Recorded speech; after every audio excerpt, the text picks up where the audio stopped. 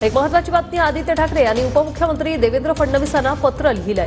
आदित्य ठाकरे यांनी वरळीतील बीडीडी चाळी संदर्भात फडणवीसांना हे पत्र लिहिलंय। बीडीडी रहिवाशांच्या अडचणीत लक्ष घालण्याची आदित्य ठाकरे यांनी विनंती केली आहे। नेमकं पत्रात काय म्हटलंय पाहूया।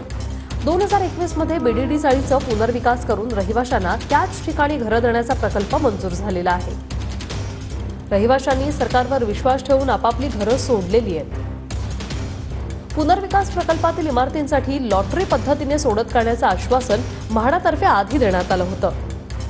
सदर प्रकरणी स्थानिक पातळीवर वेगळा विषय झाल्यामुळे आजतागायत लॉटरी काढण्यात आलेली नाही।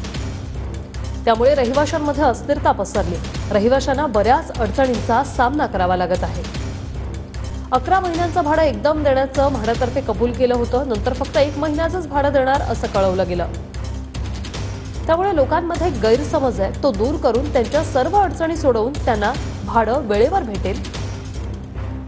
लॉटरी पद्धतीनं सोडत लवकरात लवकर काढली जाईल हे पाहून त्यांना आश्वस्त करावं ही विनंती असल्याचं आदित्य ठाकरे यांनी म्हटलंय।